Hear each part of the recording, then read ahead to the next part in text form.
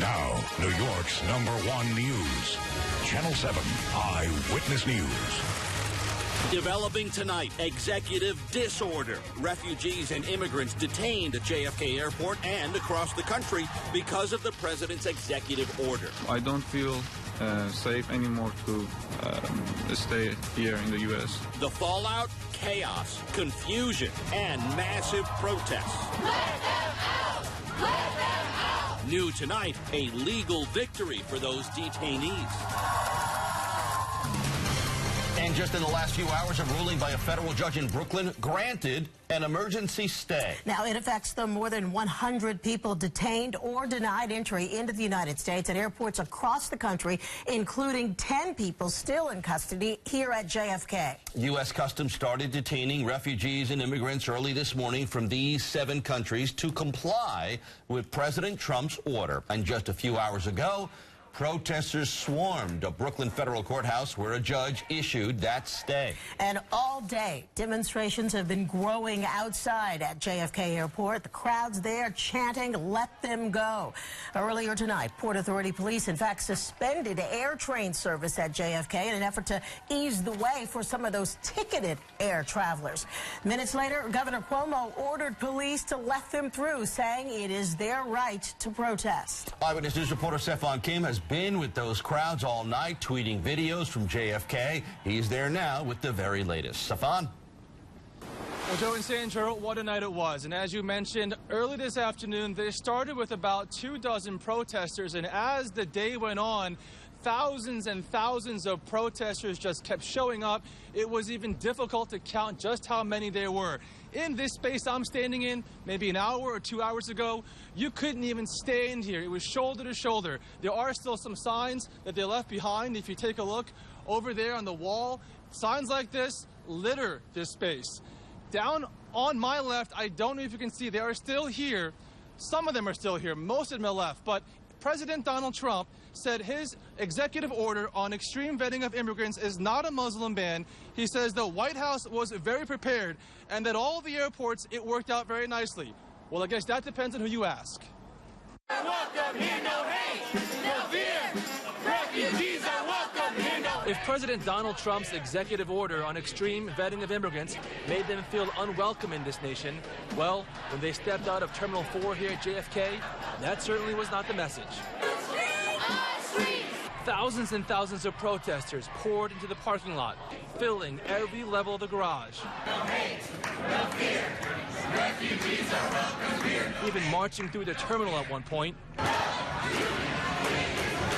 Demonstrators brought traffic to a complete standstill. And when they marched up to the terminal entrance, they were met by Port Authority police in riot gear, making for some tense moments. AirTrain was even shut down temporarily, accessible only to ticketed passengers and airport employees, until Governor Andrew Cuomo ordered them reopened, saying that people of New York will have their voices heard. For them to be detained, for no reason at all, is just unbelievable. I cannot believe it. This is the first time I'm not being proud of being American. This woman, a Connecticut resident, furious and confused after learning her family, green card holders, returning home from a visit to Iran, detained.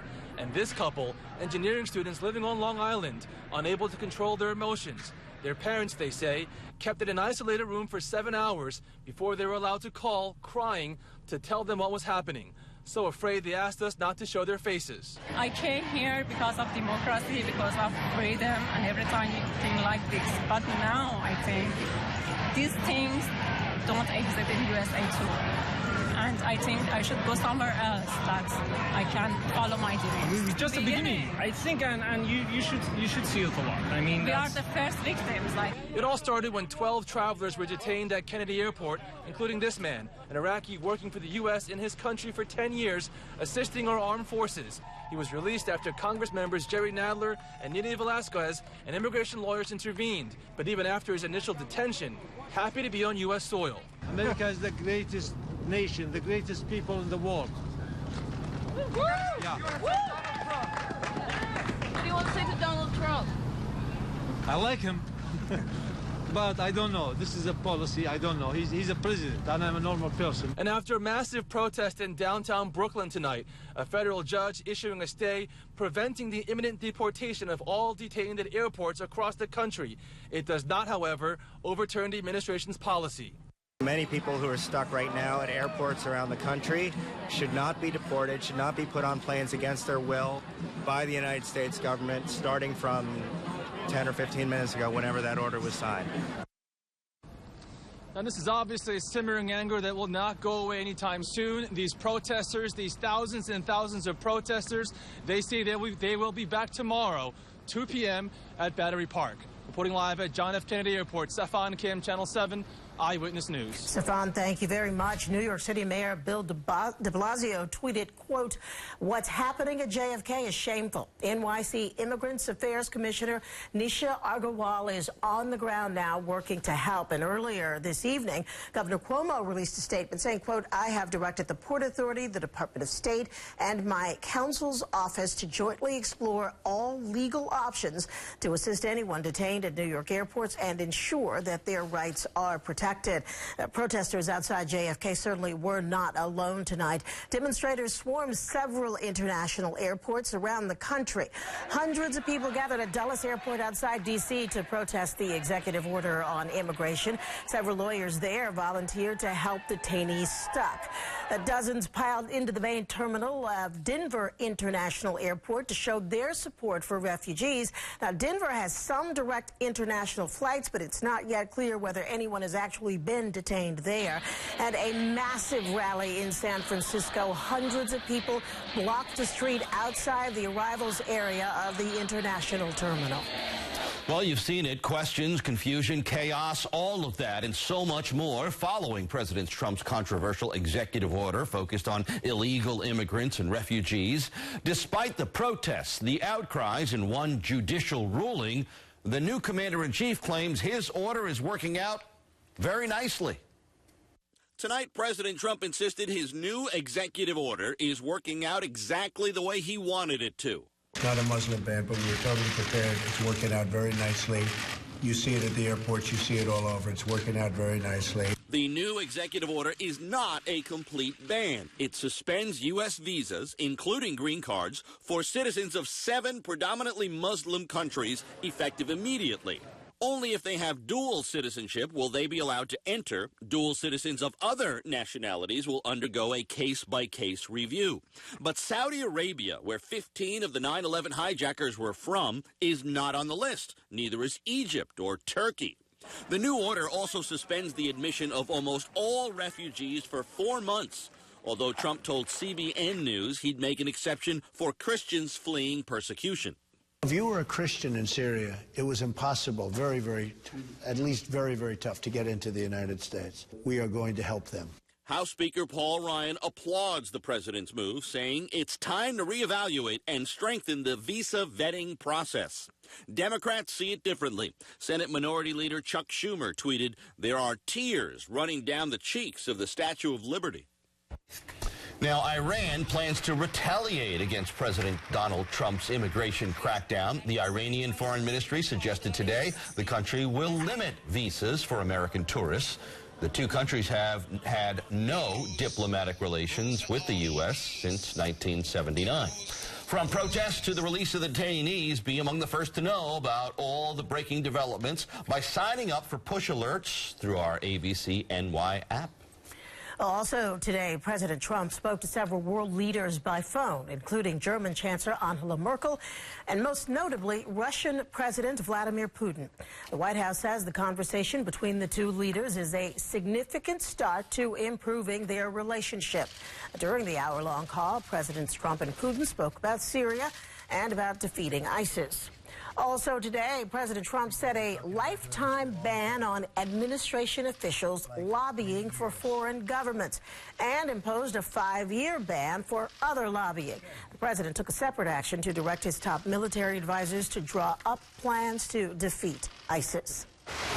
We're going to turn now to the weather and the return of the winter chill. Meteorologist Jeff Smith has been tracking what you can expect for the rest of this weekend. He's here now with a first look at your AccuWeather forecast. Jeff? Yeah, Sandra, we basically got temperatures back to normal for late January, but this still isn't that bad considering the time of the night, right? Temperatures right around freezing in Middletown and Newburgh and Poughkeepsie, down to 28 at Monticello, 30 at Port Jervis. Right here in the city, we're about 37 degrees, 31, a little bit below freezing on parts of Long Island and also down the Jersey Shore. One thing we're watching on radar, don't be shocked if you see a snowflake or two over parts of Rockland and Westchester. This moves into Fairfield County during the next few minutes. A lot of the stuff is probably not even reaching the ground, though. In general, we'll have clearing skies overnight tonight.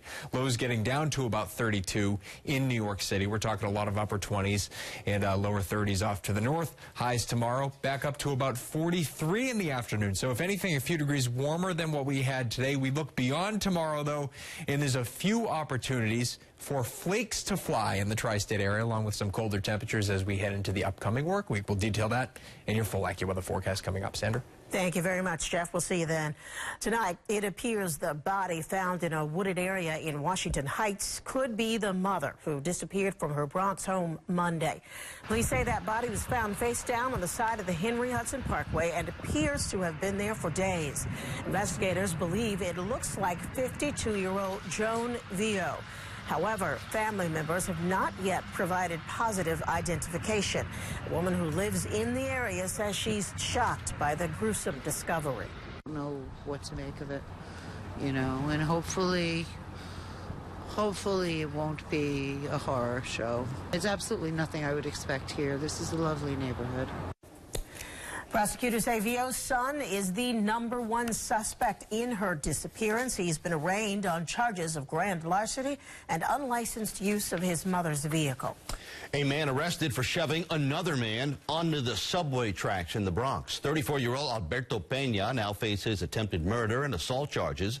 Police say he ran off after pushing 43-year-old Luis Enriquez into the path of an oncoming train at the 170th Street station. Doctors amputated part of Enriquez's left leg after he was hit by the train. A gunman opens fire outside a nightclub in the Bronx. It happened at the Blue Lounge in Mount Hope. Police say a bullet grazed a 22-year-old woman in the left thigh. A man was also punched in the nose during the dispute. Another man then arrived hours later at the hospital saying he was shot in the hip on Webster Avenue. Police are looking into whether he was also a victim of the shooting. So far, no arrests. Police storm in to stop a bank robbery in progress. The quick action by the bank's employees that helped the NYPD take down those suspects without a hitch. A flu epidemic. The warning from the CDC tonight following an increase in cases across the country. And charges dismissed. Why a judge dropped the charges against a driver accused in a triple fatal.